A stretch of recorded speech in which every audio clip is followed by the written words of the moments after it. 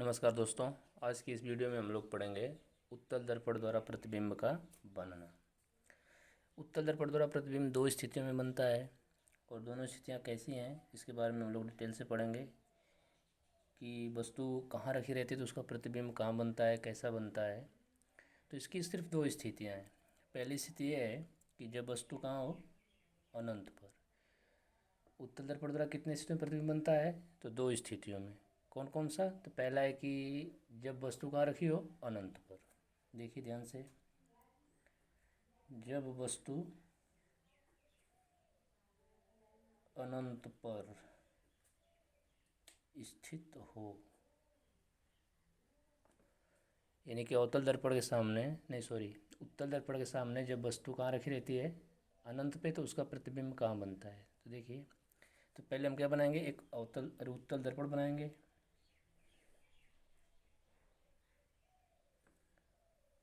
उत्तल दर्पण बना लिए। ये इसकी मुख्य अक्ष हो जाएगा, यह ध्रुव हो गया, ये इसका फोकस पॉइंट हो गया मान लिया, और ये इसका वक्रता केंद्र हो गया। तो उत्तल दर्पण में क्या होता है कि इसके उभरे हुए तल से प्रकाश का परावर्तन होता है। तो जब वस्तु कहाँ रहती है, अनंत पर, जब वस्तु अनंत पे रहेगी, तो यहाँ से चलने वाले प्रकाश किरणें सब जो आएंगी वो मुख्य अक्ष के समानांतर आती हैं। तो एक किरण हम ले लिए, मान लीजिए क्या आ रही है, ऐसे आ रही है ऊपर से। तो जब उत्तल दर्पण में मुख्य के समानांतर प्रकाश किरणें आती हैं तो वह दर्पण से परावर्तन के बाद उसके फोकस से जाती हुई प्रतीत होती है। कहाँ से? फोकस से। लेकिन वास्तव में जाएगी कहाँ? तो ये परावर्तन के बाद ऐसे निकल जाती है, यानी कि मुख्य के समानांतर आने वाले प्रकाश के दर्पण से परावर्तन के बाद इस दिशा में चली जाती है, लेकिन इसको जब पीछे बढ़ाएंगे तो यह फोकस से जाती हुई प्रतीत होती है। इसी तरह से एक किरण और लेंगे हम, वस्तु अनंत पे है, चूँकि वस्तु कहाँ है, अनंत पे। तो एक किरण और लेंगे तो वो भी मुख्य अक्ष के समानांतर आएगी, तो वास्तव में ये तो निकल जाएगी इधर, ऐसे निकल जाती है। लेकिन जब इसको वापस पीछे बढ़ाया जाएगा तो यह फोकस पर मिलती हुई प्रतीत होती है। तो एक किरण इधर से ली गई, एक किरण इधर से ली गई, तो ये आपस में कहीं नहीं मिलेंगी।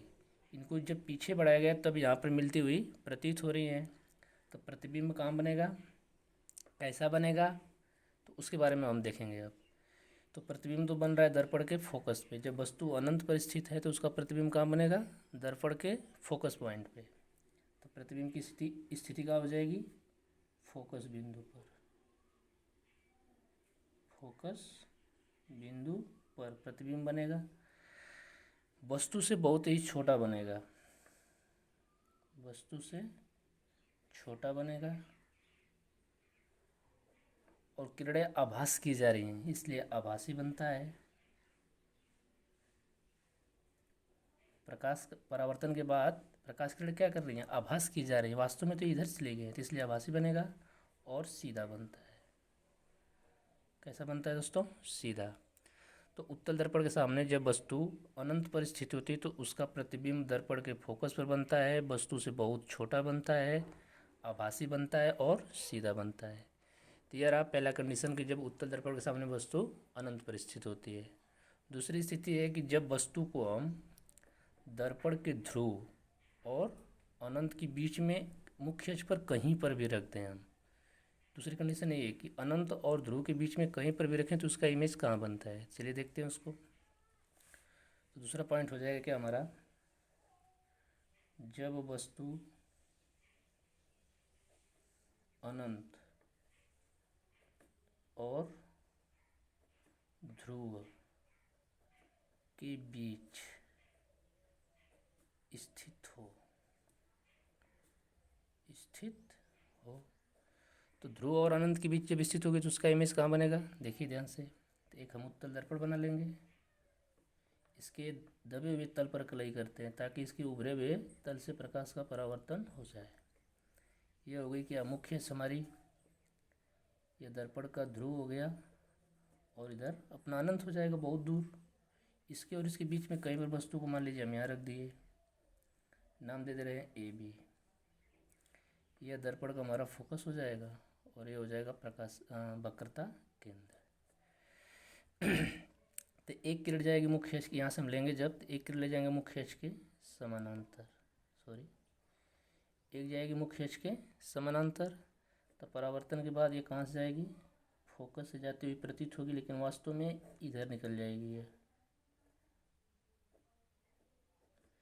ऐसे आई परावर्तन होते इधर चली गई, लेकिन पीछे बढ़ाएंगे तो ये फोकस पर मिलती हुई प्रतीत होती है। और दूसरी किरण को जब हम यहाँ से वस्तु से ले जाएंगे तो उसको प्रकाशिक केंद्र से ले जाएंगे।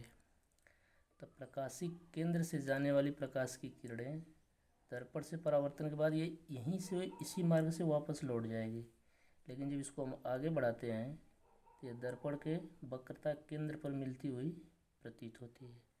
तो ये दोनों किरणें यहाँ पे काट दे रही हैं, तो प्रतिबिंब यही बन जाता है ए डैश और बी डैश।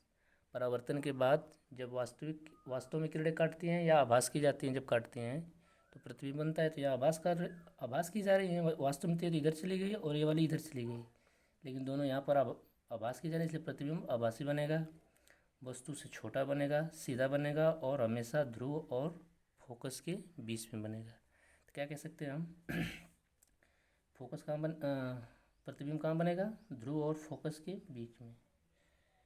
तो प्रतिबिंब की स्थिति हो जाएगी ध्रुव और फोकस के बीच में,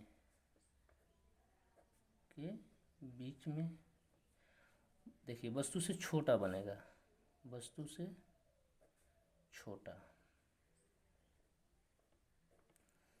आभास की जा रही है तो प्रतिबिंब आभासी बनेगा। और कैसा बनेगा, मुख्य अक्ष के ऊपर किरणें काट रही हैं इसलिए सीधा बनेगा। तो ये हमारे उत्तल दर्पण द्वारा प्रतिबिंब बनने की दो स्थितियां हैं। पहला क्या है कि जब वस्तु अनंत पर स्थित हो तो उसका प्रतिबिंब बनता है फोकस पर, और दूसरा है कि जब वस्तु कहाँ स्थित हो, अनंत और ध्रुव के बीच में, तब प्रतिबिंब हमेशा ध्रुव और फोकस के बीच में बनता है। और ये इसकी कंडीशन है। उम्मीद करता हूँ दोस्तों कि आपको ये वीडियो अच्छा लगा हो। अगर अच्छी लगी हो तो वीडियो को ज़रूर लाइक, शेयर और कमेंट कीजिएगा, और चैनल पर नए हो तो प्लीज़ चैनल को सब्सक्राइब कर लीजिएगा। धन्यवाद दोस्तों।